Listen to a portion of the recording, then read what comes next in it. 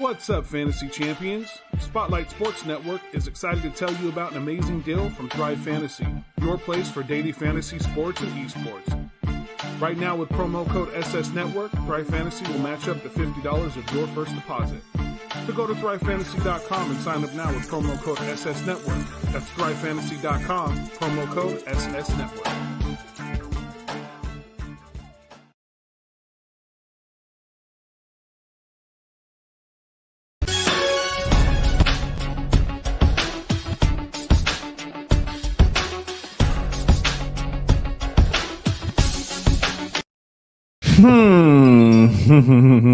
Well, all right, ladies and gentlemen, welcome to this very spooky edition of the Snake Sports Talk Show, wherever and however you may be watching and listening to me today. Facebook Live, Twitch, YouTube, and of course the Twitter Periscope is where you can see me and watch me live. Also, catch me on all social media platforms as well as Instagram, and like and follow me from there. Follow us on Spotify for all of our latest podcast episodes. And of course, by the way, we got a deal going on our website at spotlightsportsnetwork.com. When you go online and purchase merchandises from the Snake Sports Talk Show or some of your favorite shows, you'll get an additional 20% off of all merchandises you purchase. So definitely go online and get yourself some merchandise and rep up your favorite show here. We're live in Las Vegas, guys, and I've got coffee. I'm getting some stuff done today, and I couldn't wait. I am waiting to unload all this stuff that I got going on here today. It's going to be a packed show. But first and foremost, let me shift to this. First and foremost, I just want to end up saying, the 2020 has been an absolute great year for the city of Los Angeles. Congratulations to the Los Angeles Lakers. But furthermore, congratulations to the Los Angeles Dodgers after defeating the Tampa Bay Rays in the World Series. They have now won their 7th World Series championship in their franchise history, and the first time they won it since 1988. Took them 32 years to get here. There's a couple of things I want to reflect on for a moment. Everybody here in the network knows I'm a diehard baseball fan. I've been a diehard baseball fan at birth. I've played it. I've watched it. I've gone to so many games. It's the one sport that I can learn that not only just teaches me about the game, but it teaches me about life in general. The one person who had impacted my life and that involved baseball so much, because I had a lot of people. My real father, he introduced me up into baseball years ago. He was also a guy that played baseball, great shortstop. He was a heck of a defender at his position. And I learned it through him. My pops currently, I've learned more and more about the game. He's a diehard Dodger fan. He was absolutely ecstatic when the Dodgers ended up winning the World Series and so much more. He taught me more about the game. And we watched Dodger games and listening to Vince Scully every day. Anytime a Dodger game came on, he said, "Hey, Dodger game's on. Vince got a story to tell." And then, of course, there was the one person in my life, in my family, who had been the absolute cornerstone in our family that really taught me more about life beyond the game. And that was my great-grandfather. And God rest his soul at 92 years old. I know for a fact that after the championship, he was celebrating with the boys. He had the best seat in the house. And one thing that I can tell you about this whole World Series, because this was probably one of the most watched World Series we have seen in history. Everybody tuned in. And then you had folks who came into the ballpark in Texas. I thought everything ran great. I thought it was actually kind of promising how this whole postseason really panned out. I love it. I'll explain a little bit more a little later, but there are certain things in life that when you go through it, this is what I've learned about baseball. when you go through life, you have ups and downs. 2020 has been a year full of ups and downs and full of uncertainties. But the way we get through them is basically how you strategize it, how you really take advantage to getting through the next couple of months, restructuring and strengthening what needs to be, what I feel like needs to be done in order to really better yourself in your life, wherever your pathway in life leads you to. But once I ended up seeing this whole World Series, I thought it was great. But let me just tell you this. Analytics and statistics are the new sexy thing when it comes to the regular season. Okay, they're the latest and greatest thing. I mean, you have all these latest and greatest inventions. I mean, it happens all the time. What's going on? What's going on? So for me, analytics and statistics, it's cute. It's cool. It's a nice thing during the regular season. But as usual, and this is what separates the men from the boys, analytics and statistics does not define who a true champion is. And all they will show you and what they'll tell you is the numbers. But to really think outside the box of what a true champion looks like is how they perform in pressured situations. That's by trusting your lineup. That's trusting your rotation. That's even trusting your whole staff and your whole roster. What happened in that game 6, of course, is the most talked about thing in sports because we'll never understand why. And why Kevin Cash, when Blake Snell, he's a former Cy Young Award winner, he's also probably one of the best pitchers in that World Series as a lefty that gave a lot of people problems. He gave the Dodgers multiple problems, including Mookie Betts. 73 pitches in, 2 hits, 9 strikeouts. And you pull him in the middle of the 6th, knowing that he only gave up a walk. Some things don't add up.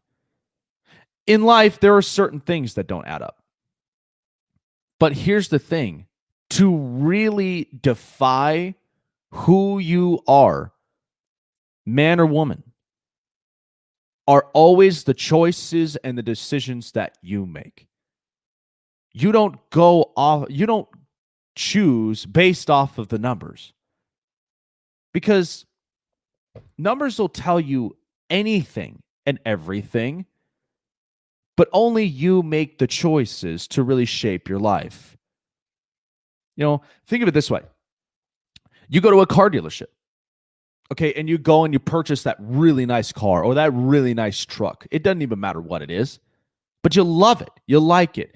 You feel like it suits you. It's got all the performances. It's got all the features in the world. And then when you go and you've got the sales guy, he provides you with numbers, plays the financial game. My thing of it is, when I first purchased my truck, I didn't play this financial game. I didn't play it. The reason of that is because I knew what I had financially. I already had the numbers. I already had the approvals. I didn't need any more than that. The real question that you always got to ask yourself is, can you sell me this vehicle? Can you sell it to me? If not, then you lost. I would just go to the next dealership who may have that same exact car, who may have that same exact performance, and somebody else is going to get lucked in the deal. And those are always pressured situations because it's not only just the numbers game. It's more of trusting what you have in front of you and in hopes that it works out. And in Blake Snell's position, he was causing so many problems for the Dodgers. And why Kevin Cash decided to pull him out, we will never know. But those are those ones that if I was the manager, 6 quality innings is all I give for my pitchers, possibly 7. depending on how much the pitch count is and how he's feeling physically.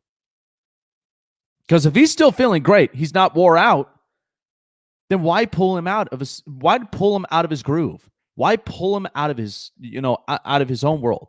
Why do that? And those are kind of the things that you think outside the box as a manager. Kevin Cash pulled off the one thing that Dave Roberts has always been known to do. And it lucked out for the Dodgers in the end. The Dodgers, the momentum shifted on their side. And that's why, when a lot of people are like, hey, if you go just based upon numbers and statistics, well, if you put a right-hander in, there's a chance that he may end up getting the... No. Analytics and statistics, they're cute and all when you use them in the regular season, but they do not defy you. They do not define you when you're in the postseason. Postseason is filled with champions. They're filled with hard workers. Those that trust the system that they are under and knowing it's going to pan out to where they can win a championship. Isn't that really kind of the mindset that all of us should have? I mean, that's my kind of thing. I know where I stand financially. I know where I even stand in all of my life. Emotionally, physically, mentally, all those things. I know where I stand, even spiritually. So why would I need to change it because there is a certain number and a certain probability that, kind of changes over time? Seriously? I just feel like that's just kind of something that just doesn't make any sense to me. And that's where, and the Dodgers won it fair and square. But think about how much it would be if analytics and statistics was not a big thing in the postseason. And imagine where the Rays would have been. They could have forced a Game 7, to be honest. They had a really good bullpen. But at that time, when the momentum shifted, it was all downhill. It was bad. But the Dodgers won it fair and square. The demons have been exorcised. And no more of, well, it was so close, or, what happened this year? None of that now. And congratulations to them. But it just kind of hit me big time when I seen that. All right. The NFL trade deadline is coming up Tuesday. And there are a bunch of moves that are going to be made. Now, I had already seen the move on Everson Griffin. And there are a bunch of moves that have yet to be made.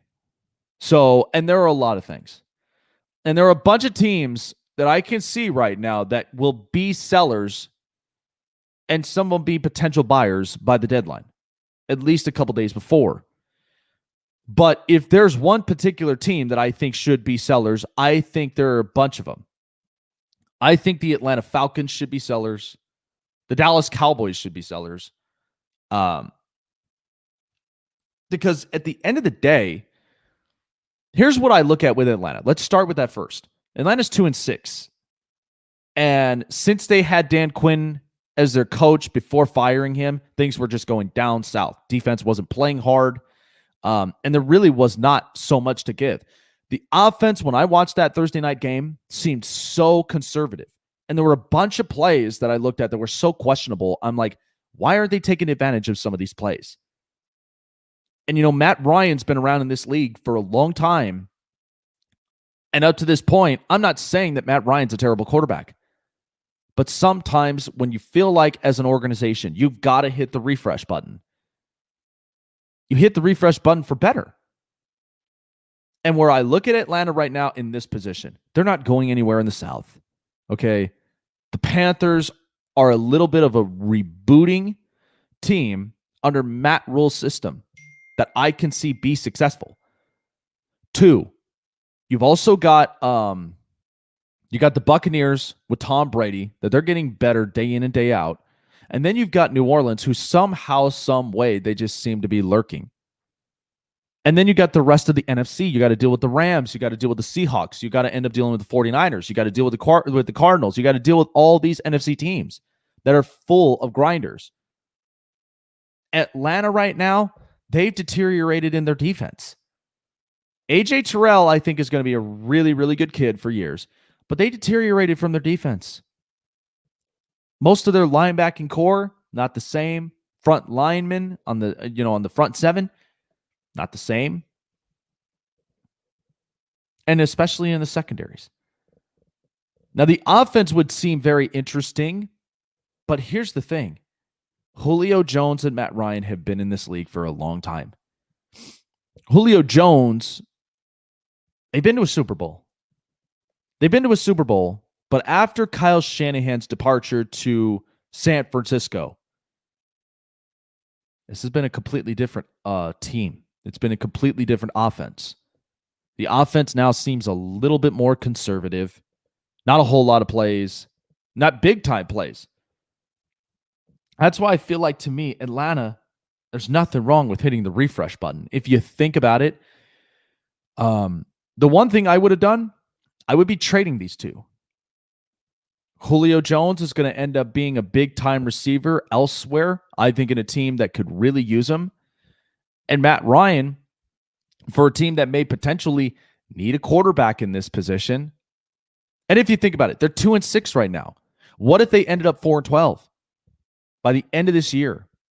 They're going to have at least the top 5 picks in the draft, and they could use one of those picks for a quarterback. They could either use it for Trevor Lawrence, Justin Fields, or Trey Lance. Also, those 3 big-time quarterbacks in college right now that I think are very attractive pieces. And you've got wide receivers. Russell Gage, I know with Calvin Ridley, it was unfortunate, but you do have some wide receivers. And also, you can reboot the running back position. But this is where I can completely see a refresh button with the Atlanta Falcons. Second, the Dallas Cowboys. Okay, this is a team now that you already know who they are. You already know their colors just based upon the performances. Okay. And this is something that I think at the end of the day, Dallas is just not looking like the same team. I've already mentioned about this since the beginning of the year. They've lost a lot of guys on defense on their secondaries, and their offensive line looks completely different. Travis Frederick retired. Okay, so they are needing a reboot and a refresh button. That's why I think the wide receivers, they got to trade up for picks. So even if you're trading Amari Cooper or Michael Gallup, either one of those wide receivers, get draft picks, maybe get a young up-and-coming player, fix up what should have been addressed, and then maybe it might be a better Cowboys team. Because right now that NFC East is not the greatest. I mean, it's terrible. But the way that I see it right now, you release up some cap space. You also get draft picks in the middle of it. This is probably the smartest move if I was Jerry Jones. Coming up next, I'll be sharing my prime predictions as well here in the middle of the hour. And we might have to end up cutting it short, having just at least about 45 minutes, but it will be fast. I have my prime predictions, and then also by the end, I'll be thinking of some trade destinations that I think could very much work here in the NFL. And I think this is going to be interesting to see. I'll have more of that coming up next year up on the Spotlight Sports Network. By the way, Thrive Fantasy. It's the best, it's the best fantasy app for all sports. Baseball, football, hockey, and the NBA. And when you go online to thrivefantasy.com and put your $20 in, they can match it up to $50 a play. And there are pool plays and head-to-heads and roto matches that you can win up to 15 grand just by going online to thrivefantasy.com. Use promo code SS Network, Spotlight Sports Network, and you'll get that promotion deal. Check it out. What's up, fantasy champions? Spotlight Sports Network is excited to tell you about an amazing deal from Thrive Fantasy, your place for daily fantasy sports and esports. Right now, with promo code SS Network, Thrive Fantasy will match up to $50 of your first deposit. So go to thrivefantasy.com and sign up now with promo code SS Network. That's thrivefantasy.com, promo code SS Network.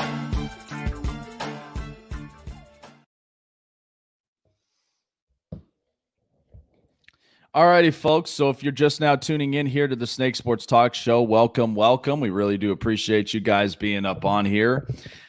I think it's interesting.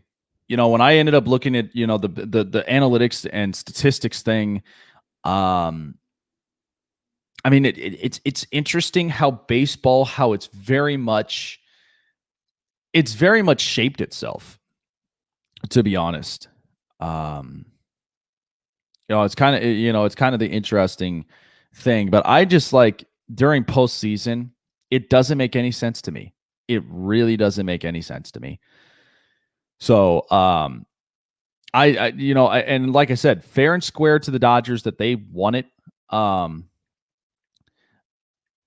And even throughout postseason histories, the Dodgers have had a really good team for years. The problem of it is they couldn't shape up their bullpen. They couldn't end up doing anything to shape up their bullpen.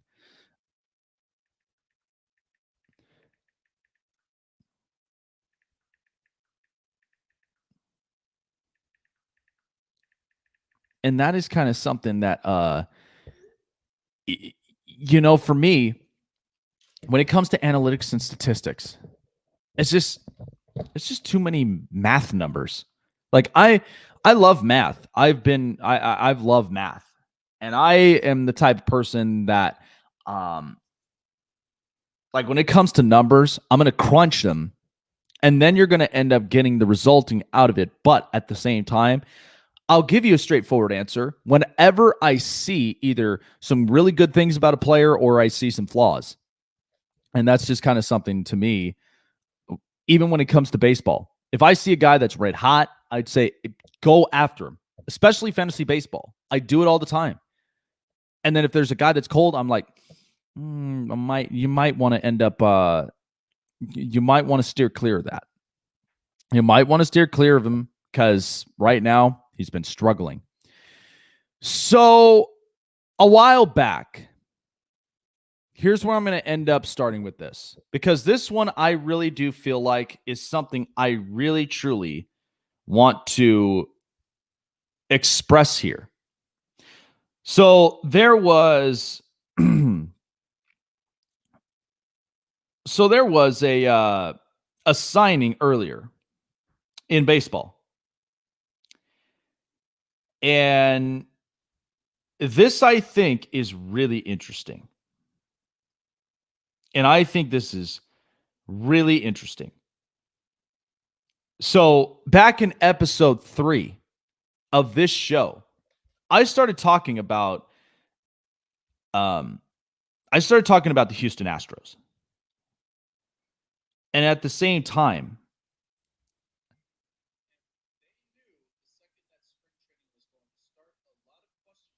and I started kind of thinking about it, and asking questions about it. But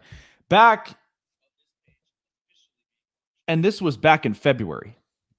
So back in February, I was talking a lot more about the Houston Astros sign stealing scandal and so much more. I was talking all about it. And I think throughout it, it was really interesting how everything panned out. So, former manager of the Houston Astros, A.J. Hinch, was hired yesterday by the Detroit Tigers, and he'll be their next manager for 2021.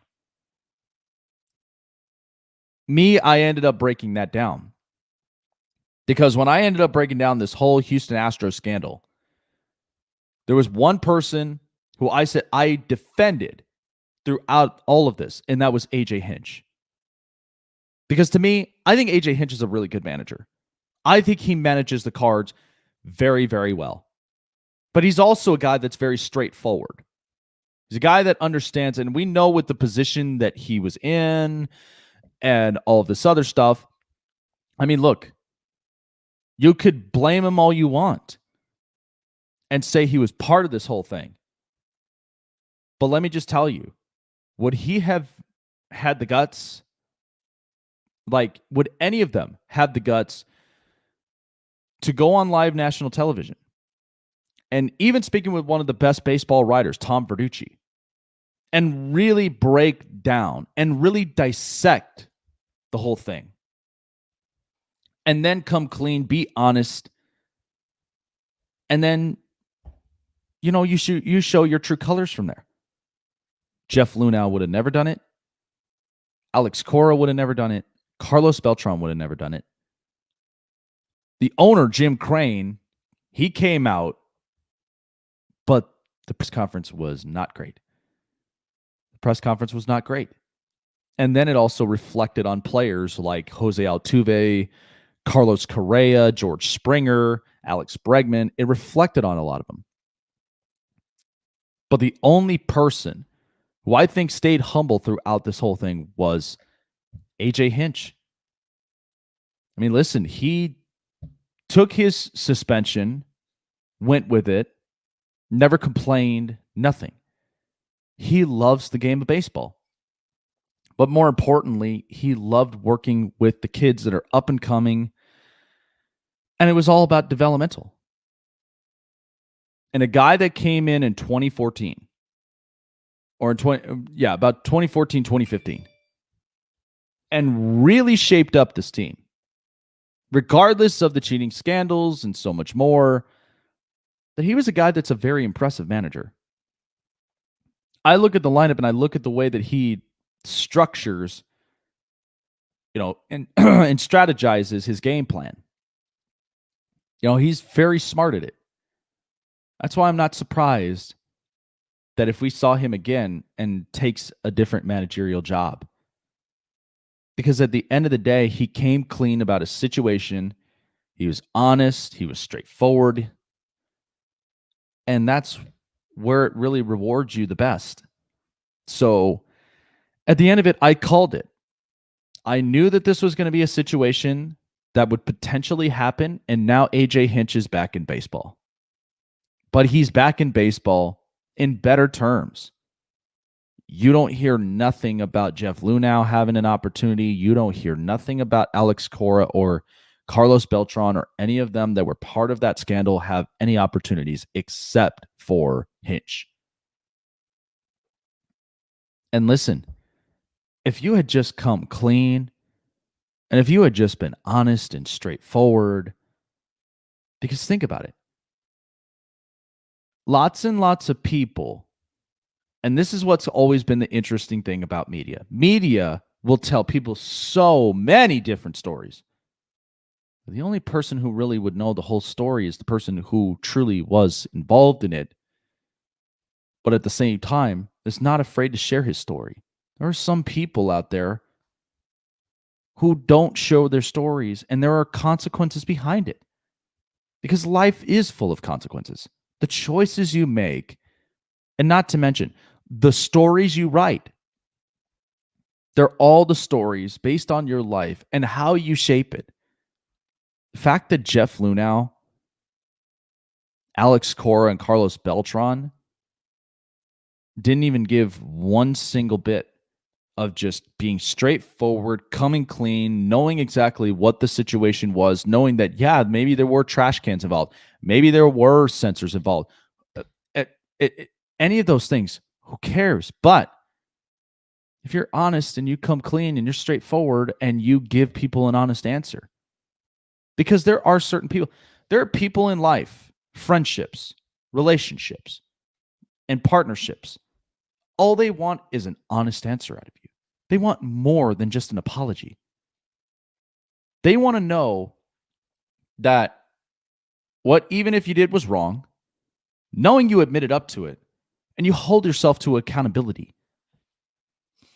And that's the way that we really should treat ourselves in life, holding ourselves accountable for the things that we do. That's what everyday life is all about. Because when somebody sees something with us knows that's not right. They're not there to belittle us. They're there to tell us, like, hey, like, don't do it. And AJ Hinch, who came out and talked to the great Tom Verducci, I mean, it was a great series. It was a great part series, small little series, small interview. But when I covered that back in February, and then we're up to this point now, I knew he was going to be back in baseball. It was only about a matter of time. He took a suspension, and I think he took it the best way possible. Not a peep. Not a peep. You didn't hear nothing on AJ Hinch for months, and maybe more so. I mean, hey, he's quarantining, but even at the same time, he was just waiting for the opportunity, the perfect opportunity to find his way back into the game, but now play it on his terms. Play it on his terms, not by a different front office. And maybe this will be better. Maybe this will be better. So at the end of the day, I'm happy that AJ Hinch was able to get a job. I'm happy that he's back in baseball again. And then let's just see exactly what the season pans out to be. Let's see where it pans out. Time now for the hot press.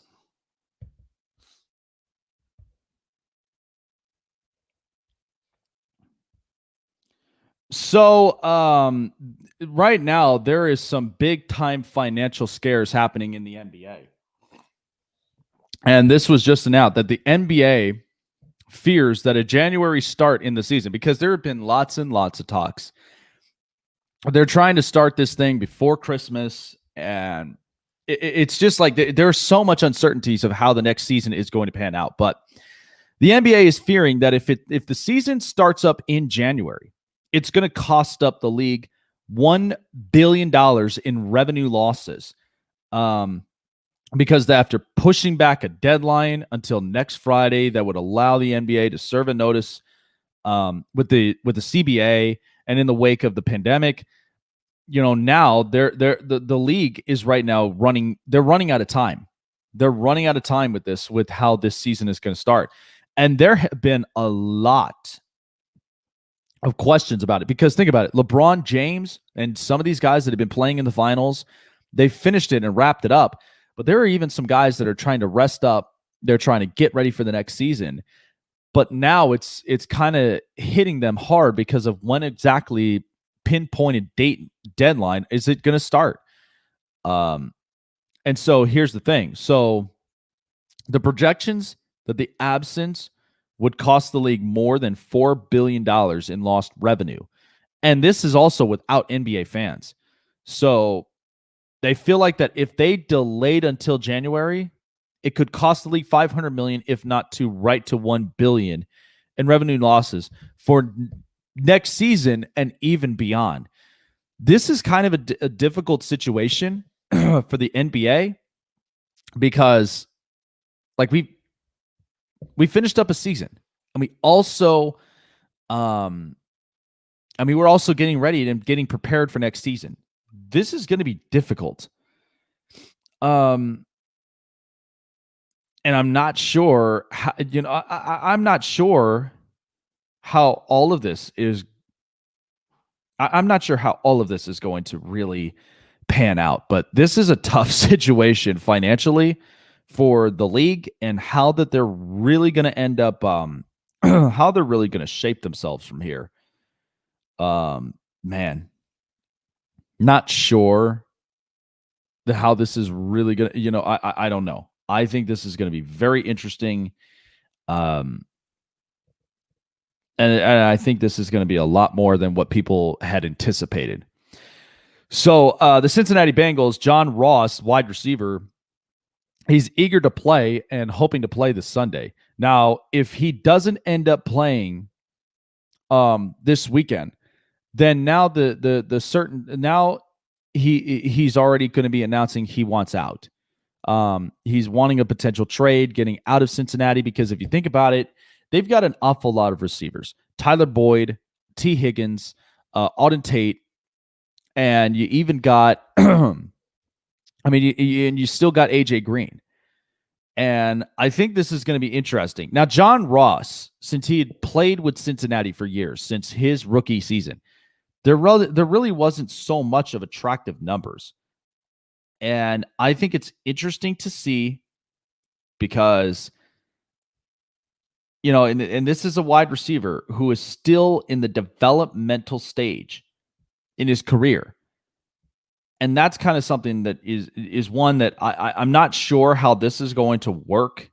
But if Cincinnati, I mean, look, if they get some draft picks in the middle of it, I mean, this would be really good. This would be really, really good. But at the end of the day, this is kind of one of those situations and scenarios that, even if we start to, by the time we start to get to trade deadline on Tuesday, there's going to be a lot of different moves that are going to be interesting. It's probably going to shock us, but it's going to be something that each of those teams, they're going to benefit off of those trades, or they're going to be rebooting for next season. So I'd love to see where all that kind of pans out. But at the same time, I look at John Ross, and he's had a number of injuries, hasn't really been able to stay on the field for so long. But also, there is, I'm not sure how he's going to be able to perform for the rest of it. But even if it's a change of scenery, then so be it. I think it would be interesting. So, I think it would be great.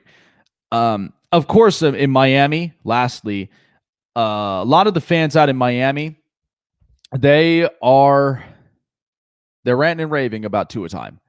Now, I know that this is going to be interesting. So the team is set to play against the Los Angeles Rams this weekend.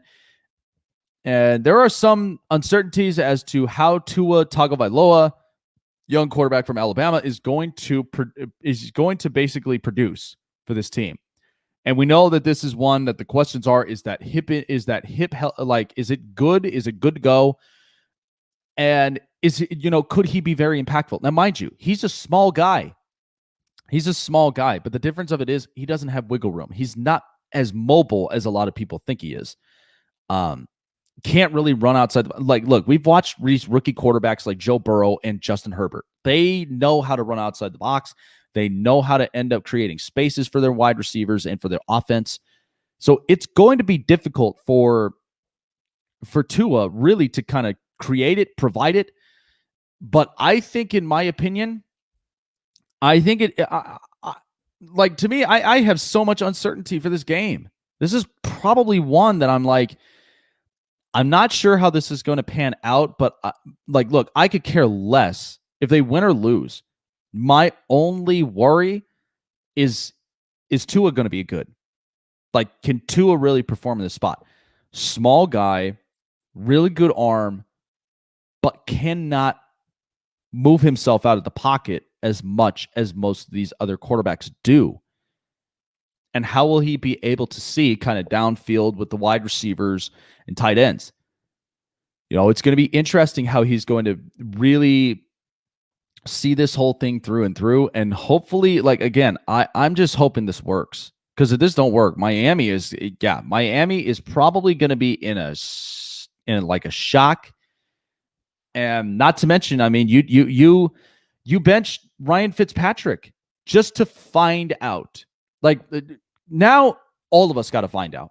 All of us has to find out if Tua is going to work. So we'll see exactly how this works out for the Miami Dolphins. But my prime predictions are going to be very, very interesting. So there you have it. There is your hot press. Coming up next, of course, it is my prime predictions. And of course, lastly, I'm going to be talking about some trade deadline situations that I think we should all be prepared for by the start of Tuesday. I think it's going to be a lot of fun. I think this is going to be very interesting to see so many big-time names. And I think this is going to pan out for the better. But I can't wait to end up starting that all up. That's going to be coming up next year up on the Snake Sports Talk Show.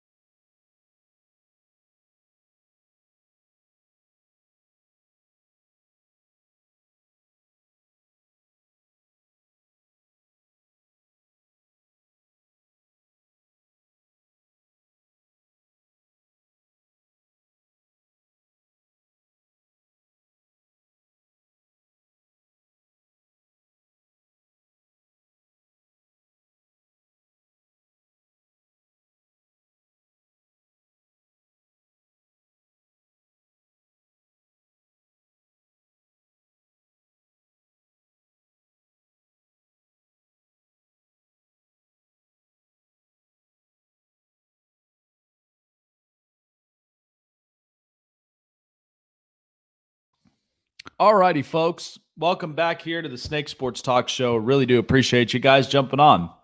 I feel really confident about my prime prediction picks, and this is kind of one that I think is going to be very, very interesting for the week of Week 8. I think, to me personally, this is one that I really, really cannot wait for, because I think all these matchups are going to be really, really good.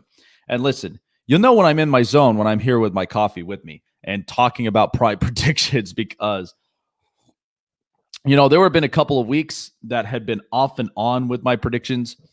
But I really do feel confident about this one here heading into Week 8. So, of course, the prime predictions and, of course, the forecasts for all of our big time players is provided by Thrive Fantasy. If you go on live to thrivefantasy.com, use promo code SS Network. That is short for Spotlight Sports Network. When you put in $20 in your first deposit, they can match it up to $50 a play. And you could be winning up to a pool play of up to 15 grand. And that's in roto play, that's in head-to-head matchups, all of it, of your favorite sports, baseball, football, hockey. They got it all. And it's constant bets. It's constant bets every single day. And some of those bet lines can change at any time, but it's so much fun. Definitely play it today. Sign up or download the app and get started here on thrivefantasy.com. Thrivefantasy.com, promo code SS Network. So, prime predictions up in Week 8. I can't wait for it. Let's make it happen.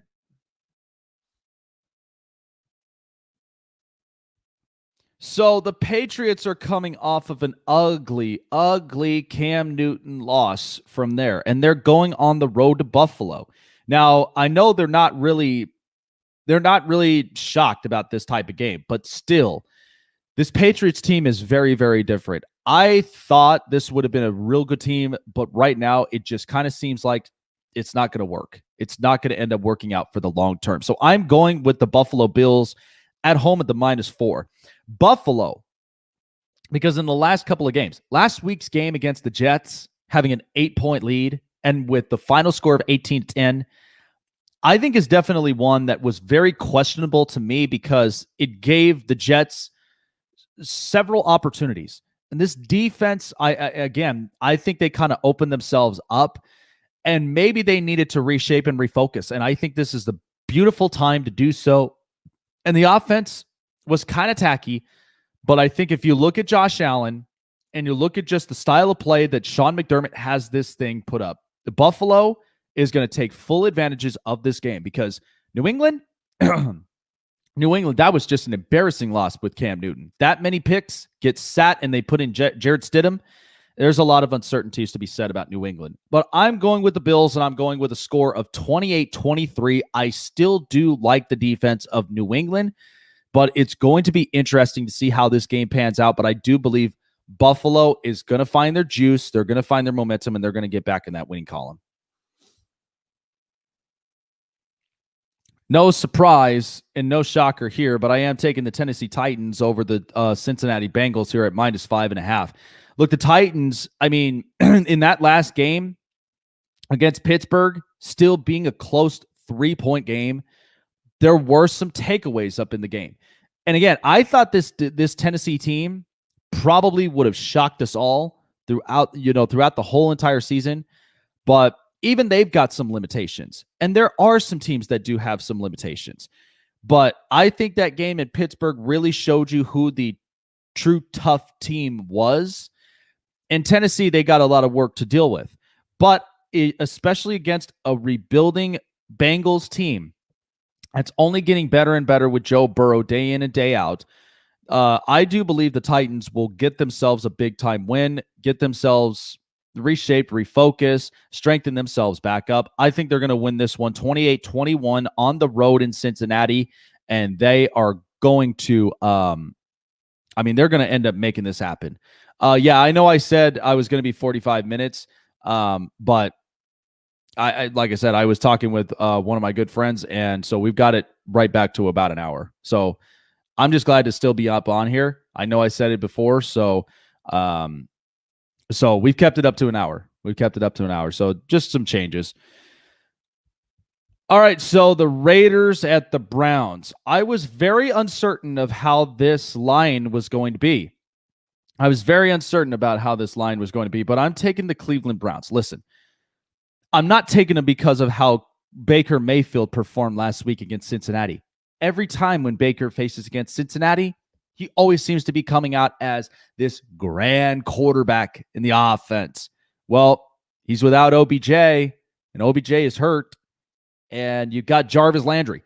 The reason I'm going with Cleveland here in this game, without OBJ, I think this now opens up potential for Baker Mayfield to now be smarter in his plays, smarter in some of his schemes. And he's already got a really good wide receiver in Jarvis Landry. And I think he's going to end up impacting this offense. Now, the Raiders on the other side of things, they have been needing some adjustments defensively. And Paul Gunther, and I know it. I've been hearing it from my colleague from like days. But Paul Gunther and this defense right now, how they have it shaped up is not looking great, especially in the last couple of games that the Raiders have played. But this Cleveland offense is going to be very interesting to contain. But I do feel like this will be a close enough game. It's not even going to be one of those games that's going to be lopsided. So don't kid yourself. I'm going with the Cleveland Browns -2.5, and we'll make it a 27-24 final score. Now, again, I won't be surprised if the Raiders ended up winning it. They showed some great containment. I think it'll be interesting, but that's where I stand with Cleveland. So in Detroit, and you've got Indianapolis on the road, somewhere my gut feeling is telling me to go with the underdog Detroit Lions at +3. Last week against Atlanta, they were at +1. They were able to cover it. That was all I needed. All I needed was just that 1 point to get me through it, and that's what they did.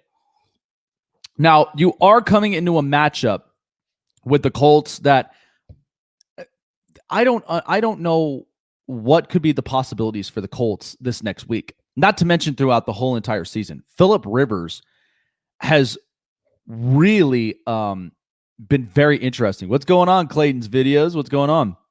So, there is a lot of uncertainty with this Indianapolis Colts team, even though I do love their defense and I do love their offensive line. But if you're going to stick to the run game, maybe that will be different. But remember, this team, Detroit, they did acquire Everson Griffin. And this is what's going to shape up their front line. This is what's going to be very interesting for Matt Patricia and his defense. But I do feel like Detroit may be able to contain the Colts. And 3 points is really all I need on the underdogs. So I'm going to go with the Lions, and we'll go with a 24-21 score. I believe they'll maintain it at home. It's going to be tough, but I really do love I do love this opportunity. I do love this kind of prediction here. All right, this should absolutely be a no-brainer here. You're in Lambeau, in your division. You already see how this team's going to pan out. I'm going with the Green Bay Packers at -6.5 against Minnesota. Minnesota has just, even though that they are a rebuilding team, they've got some really good offenses with Justin Jefferson and company. But the real storyline is Kirk Cousins. The fact that he has thrown a lot more picks than touchdowns. This is what's been kind of the struggling year. And this is a guy who's getting paid $66 million of 2 years on the contract. I mean, Minnesota's kind of stuck with this. And there's really nothing panning out for this Minnesota Vikings team. Now, even though Justin Jefferson's playing great, for him being a rookie wide receiver who came in at that Stephon Diggs trade, it worked out great. But this Packers defense is only going to get better as it goes. So, but I am going with the Packers. I'm going to go with a 30-20 Lambeau win for the Pack gang. And I think Aaron Rodgers is going to be looking really, really good against this Minnesota's rebuilding defense. All right, may I say more? This is going to be a complete lopsided game. Jets and Chiefs. You know I'm going Kansas City. Now, the 19 and a half, I feel like it is doable, but it's kind of a ridiculous bet line in my opinion because you're going to ask Patrick Mahomes to just go all out airballing the football and getting it out to guys like Tyreek Hill and company. So, and this Jets team, they need a lot. They need a huge refresher. They need a huge refresher. Get this team um, some better options. Not to mention, we're waiting on Adam Gase to be fired. So I'm going with the Chiefs. 35-14 is going to be my final score in this game. Okay, folks, I have been doing deep digging research in this game. I, I was not sure how this was going to really pan out. But after doing some deep research, I really do feel confident in this. I'm going with the Miami Dolphins at plus 3.5. Let me explain to you why. The Rams are coming off of a week. It's a shortened week because they played in Monday night. They won on Monday night, and they barely had enough time to rest. They've barely had any time to rest, reshape, refocus versus the Dolphins with Brian Flores and reshaping that defense. That team's coming off of a bye and they look well rested. Now, here's the other thing that I think could be the advantage for the Miami Dolphins. The Rams don't have current tape on Tua. They don't. The only tape that they can really watch is the tape they had in college. And that's the only thing that you can look at with Tua. And it's going to be very interesting. I hope this will be a successful game for Tua and the start of his future because right now he's getting a lot of comps of Drew Brees. And this is what's going to be the most interesting yet intensified game this week. So, and I think this would be my big time upset in steal. So I'm going with the underdog Dolphins, and I'm going to go with a 24-20 win at home. They're coming off of a bye. They're healthy. They're ready to go. I think this will be really good.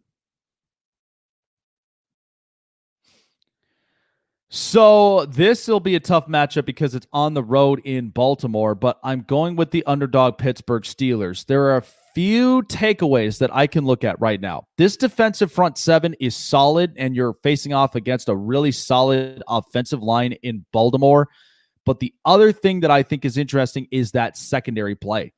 What they're going to do, and I feel like for Pittsburgh, they've been successful at doing this because they held Derrick Henry to his standards last week. They're going to hold the running back's position to their standards. They're not even going to gain a whole lot of yards against this front seven. So what is that going to mean? That means Lamar Jackson now has to throw. And if we've learned anything, the Titans have learned this about Lamar Jackson. Pittsburgh, I feel like, can learn this about Lamar Jackson. But if you force him to throw, get him to make mistakes, Pittsburgh, I think, would very much take advantage of this game. They'll be in the driver's seat. So it'll be interesting to see how this pans out. But as a reasonable score, I'm going with Pittsburgh 27-23 on the road in Baltimore.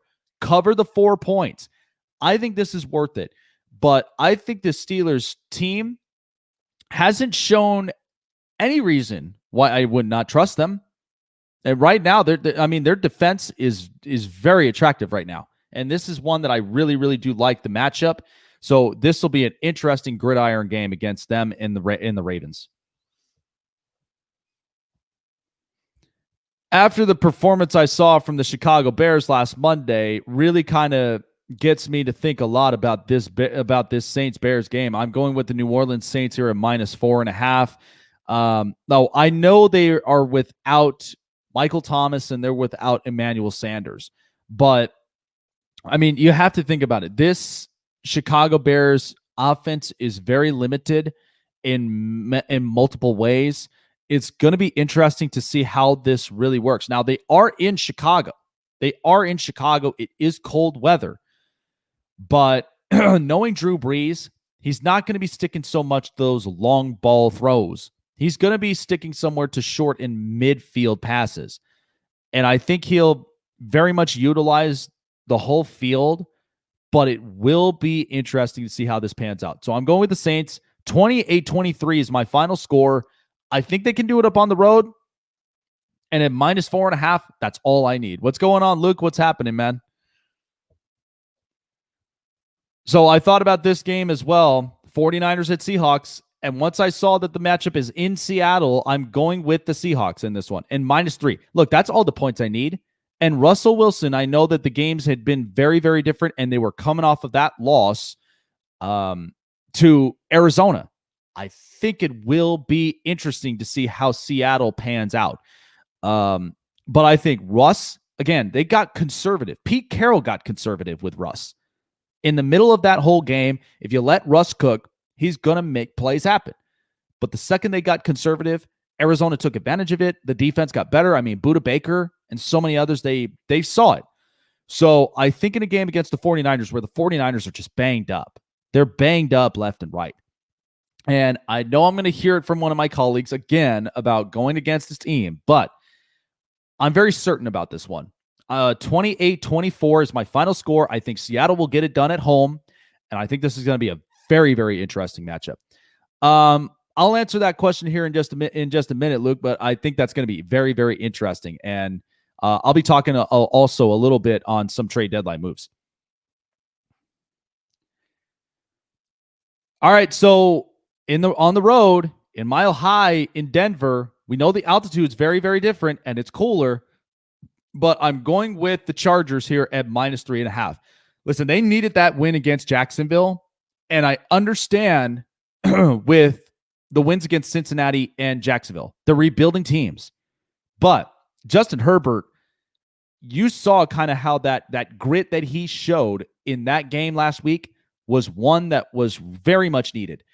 And I thought that was really, really good. I think it was great how he performed in that game. But in my opinion, I mean, that'll be something that is going to be very, very interesting to see.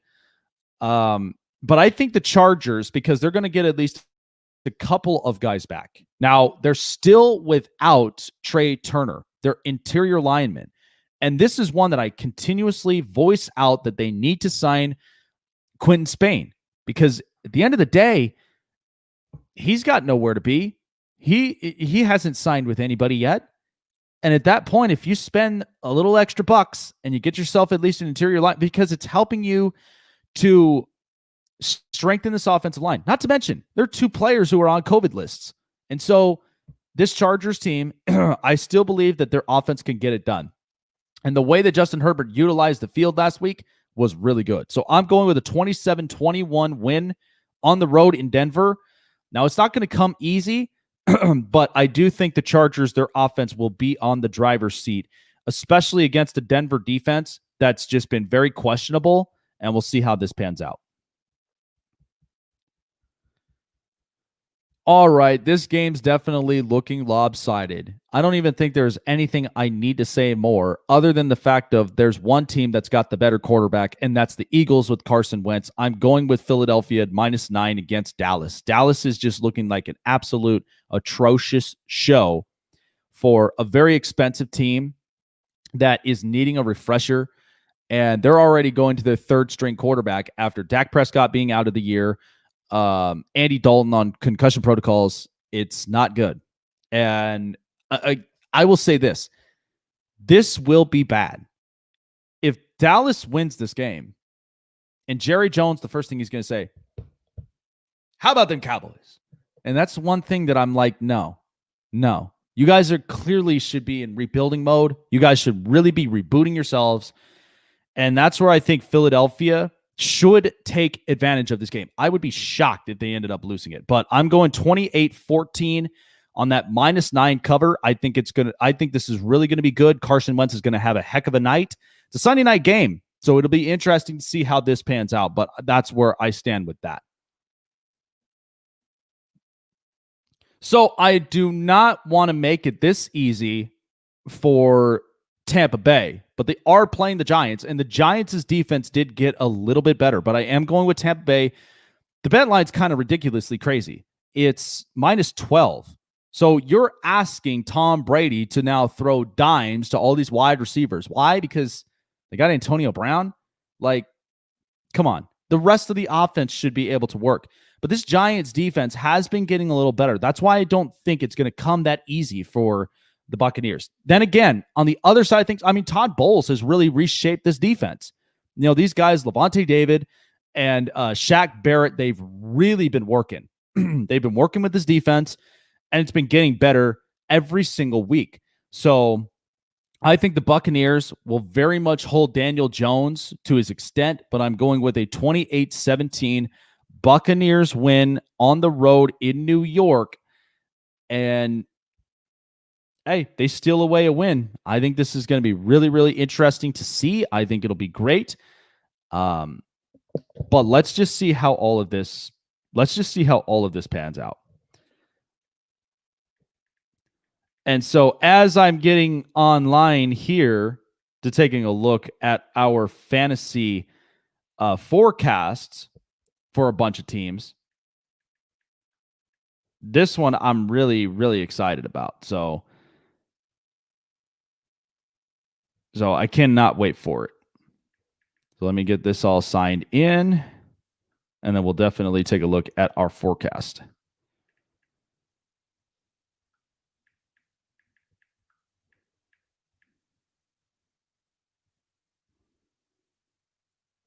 All right. So the forecast right now, one of the best guarantees is right now at 12,500. And let's take a look at our forecast picks. So right now, there's a couple of them. Patrick Mahomes, he's projected 300 passing yards here this week. Take the over on that game. I feel like he's going to end up getting 400 passing yards against that defense for the Jets. It's going to be very interesting to see how that works out.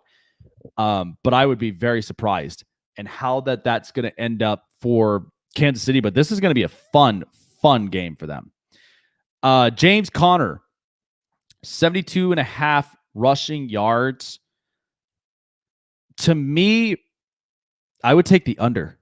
I just feel like Baltimore, with their defense as well and how that's shaped, they're going to stop the run game. It's going to be more of just the passing game for Pittsburgh that's really going to make a difference, and especially with James Conner there, I think they're going to end up stopping the run. They're going to stop the run massively. So it would be interesting to see how that works out, but that's what I would do. Take the under on that rushing yards total in the game. Devontae Adams, 6.5 receptions. Take the over. Minnesota right now is a rebuilding defense. There's not a whole lot of big-time names there, and there are some names that are there in the trade deadline. But I think, to me, he's going to get a lot more catches. I think he's going to end up getting a lot more opportunities thrown to him. But I think he's probably going to walk away with either 8 or 9 receptions in this game. Joe Burrow, 1.5 passing touchdowns. Take the over.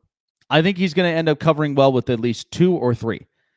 And I think that's going to work out well. Now, it's not going to be easy against that Tennessee defense, but I think he's going to come away with it, make the game close, but 2 to about 3 passing touchdowns sounds just about right. Josh Jacobs, 0.5 in rushing touchdowns. Take the over. I feel like Josh Jacobs in that run game, he may end up scoring twice. That's my big time prediction with that. I think it's going to be very, very interesting to see how this really works out for the Raiders against the Browns in their run game. But I feel like Josh Jacobs really can get that done. Jarvis Landry at 0.5 receiving touchdowns.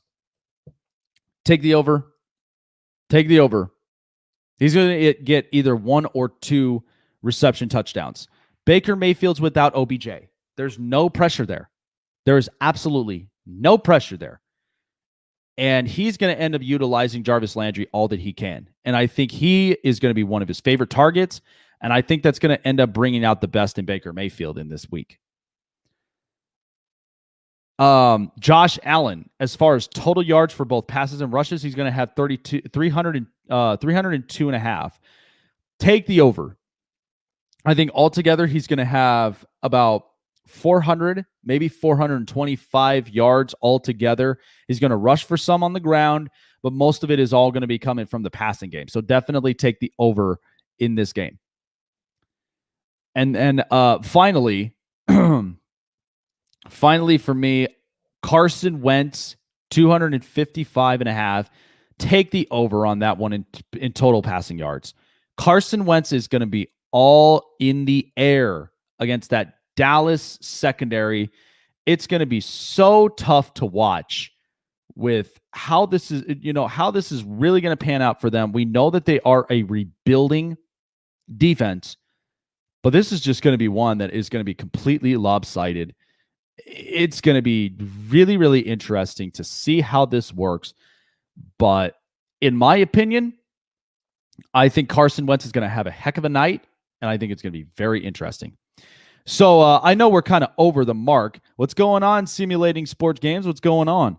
So I wanted to get back to one of the questions that I thought was very, very interesting. So Mike Davis, the running back for Carolina, because since we're kind of talking a little bit about trading deadline as we're wrapping up here in this show today, but the question is will he be traded by the time that Christian McCaffrey comes back? So I think that's going to be interesting. And Mike Davis, well, I'll be honest with you. I feel like Mike Davis and Christian McCaffrey would be the perfect 1-2 punch. So if Carolina, now this is kind of the thing, they could either keep him or they could trade him away. If they trade him away, get draft picks. Get some draft picks for him, because this is a rebooting team that's only getting better week in and week out. The other thing of it is that you've got Christian McCaffrey coming back from IR, and I think utilizing both him and Mike Davis in that run game itself, and then making Christian McCaffrey, of course, the complete running back, might serve a little bit of some accountabilities also. But I also think gives a little bit more leverage for Carolina in their buildups. So the trade deadline, this is what I'm thinking, because there are a lot of attractive names. Let's start with Amari Cooper. I think Amari Cooper, my best destination that I think worked for him is the Green Bay Packers. Packers take a risk, damn it. You owe it to Aaron Rodgers to get him a wide receiver, especially when you have Devontae Adams, where he's getting most of the workload. He's getting more of this, more of that. And this is where I think that if you get Amari Cooper, you're probably going to be right there on the safe side.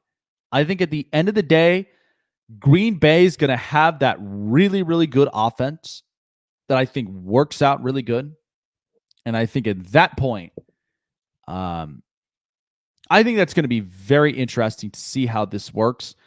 But I think Amari Cooper, and this is what's going to benefit Dallas. You'll get draft picks. Your cap space is going to open up more because you're paying Amari Cooper $20 million a year off of that 5-year, $100 million pact. That's going to create open cap space.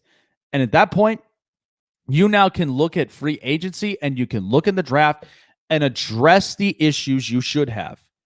Because all these wide receivers, now listen, Cedric Wilson, CeeDee Lamb, and Michael Gallup, these are some real young talents. Now, whether it's Cooper or Gallup that goes first, either way, you get draft picks, maybe get an up-and-coming player on the defensive ends, but this has to get better. This has to get better for Dallas on the long run. Julio Jones, I feel like Atlanta can get some serious overhauling draft picks for Julio Jones. Because right now, yes, the injuries have been a problem, but he's healthy. He shows that he's a big-time receiver in this league. Now, there are at least a couple of teams that I think could very much work for Julio Jones. Listen, I feel like that if there are a couple of teams on my mind. Let me talk about the Raiders for a second. If the Raiders were to get Julio Jones, that is a big deal in their offense, because even though that they're working through, but Tyrell Williams, he's been hurt ever since he's been a Raider. It hasn't really even been on the field long enough.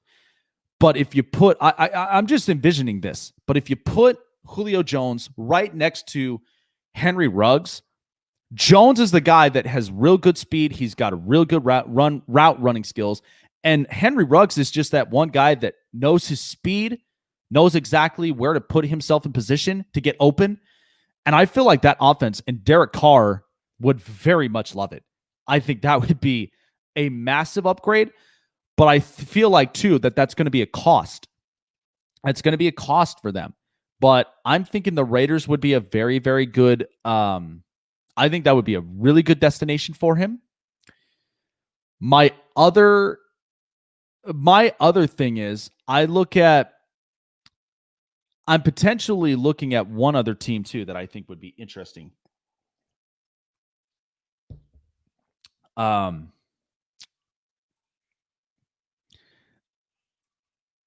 So man, this one's going to be tough. But I feel like that if it were me, because Atlanta, they got to get draft picks and they got to get some real good players as well. But I feel like the Raiders could be a possibility. I'm still kind of holding up on one other team that I think would be really good. J.J. Watt. J.J. Watt, I feel like is going to be moved. Houston's done at this point. You lost DeAndre Hopkins on that ridiculous trade that Bill O'Brien set that up. All they have is just Laramie Tunsil in their offensive line to really protect a guy like Deshaun Watson. It has not worked out. Deshaun Watson's going to get hit 200 times again, and he's going to get sacked for the remaining times.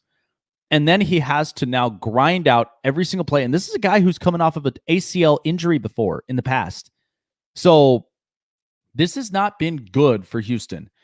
I feel like that if you trade away J.J. Watt and trade him to, I think, a really good defensive team that I think could really utilize his services, and I think at the same time reboot the defense, like needing a pass rush. Like Seattle's a team that definitely needs a pass rush.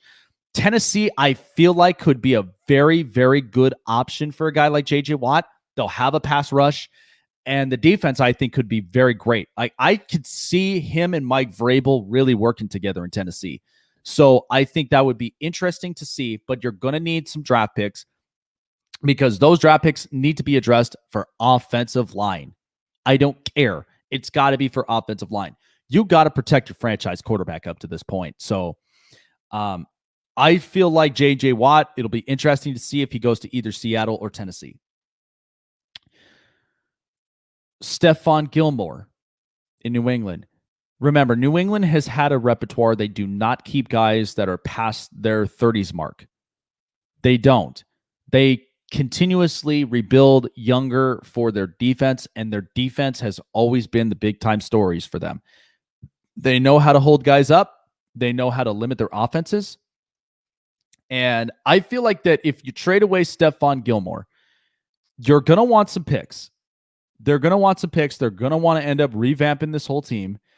So if it were me, there are a couple of destinations. Now, I did hear a lot about Chicago.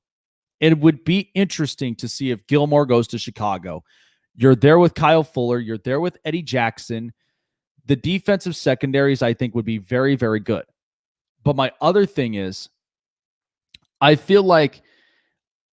truly feel like the Raiders could use a guy like Stephon Gilmore, a guy that I think can cover.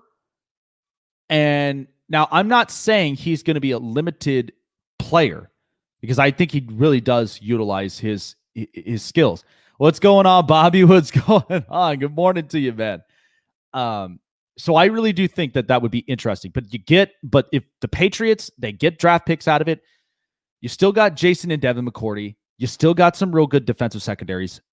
But trust me, when I look at New England and when it comes to stuff like this, they're going to end up getting some. They're going to end up getting some draft picks, and they're really going to start to revamp their team any way that they can. So this is an interesting one, but Matt Ryan.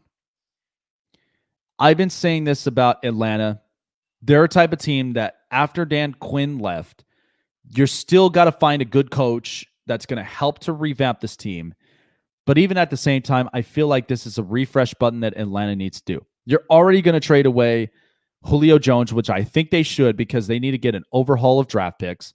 The other thing of it is there are some teams that I think could very much utilize Matt Ryan at the quarterback position. Like, I don't want to end up saying it, but I feel like the Colts would be one team because right now this whole thing with Phillip Rivers is not working. They're a quarterback away from being a better team to win more games. And of course, they're going to win their division for the next couple of years. Now, you do have Tennessee that's going to be very competitive in that long haul. But if the Colts, I mean, depending on this situation, if they decide to go that route, I think that would be very interesting. And I think that buys them time to at least build up their quarterbacks. But we'll see how that pans out. I still feel like the Colts would go younger, even if they don't get Matt Ryan. There's also another team that I think could very much utilize him as well. And hell, maybe even Chicago. Chicago may be able to use Matt Ryan in their schemes because I think Ryan will have a much better offensive line. And I think he's also a guy that can utilize Allen Robinson and really make it happen. And so I think this will be interesting to see this. Edelman had a procedure on his knee done. Word on the street is last week is the final time for Edelman in New. Yeah, I've been hearing about that. That's not going to be good. I mean, but hey, it was only a certain amount of time. It was only a certain amount of time with Julian Edelman. So we'll see what happens from there. We'll see what happens with New England in those coming days. But this is going to be so much fun. This is going to be so much fun by the time we get into Tuesday. So I can't end up waiting for it. Thank you guys so much for joining me here. That was my best for last on some trade deadline moves. This is going to be interesting, so can't wait for Tuesday. But I hope all of you guys have a great night. I hope you guys all have a scary, spooky, fun Halloween night. Be safe, be healthy, get a lot of candy, man, because you know what? This like, I love this kind of holiday. Like, to me, it's all about the thrills, but at the same time, this is the kind of holiday, in my opinion, kind of keeps my sanity. Because think about it. You got kids dressed up. They're having a great time. They're getting candies. They're getting a whole bag full. I remember as a kid, like, we would have our pillow sacks and we would just end up filling them with candy like all over. And I used to love, like, down here in Vegas, there are a couple of good spots that most of them, we get king size bars. We get king size bars all the time because most of those people, they got money to pay for it. So it's going to be a lot of fun. Be safe, be healthy, have a great night. Hope you guys get a lot of candy here tonight. And as I've said before, like, subscribe, and hit the bell button for all of the latest future shows on the network. And also like and follow all of our social media platforms, Instagram, Twitter, Facebook, so many more places. Gilmore sold his house in Massachusetts 2 days ago. He was seen celebrating what described as a big move in Nantucket last. Okay, so Gilmore, he's going to be up on the move. Okay, so I'm going to expect some news at some point soon. Yeah, definitely follow us on Twitch. Follow us on Spotify for all of our podcast episodes. Go online to the spotlightsportsnetwork.com. Shop the merchandise, because if you do, you get 20% off of all merchandises marked. And that's for all of your favorite shows from all of your favorite hosts up on the network. We really do appreciate your guys' love and support for the network. So have a great night. Happy Halloween to all of you guys. We will see you. We will see you next weekend. Take care.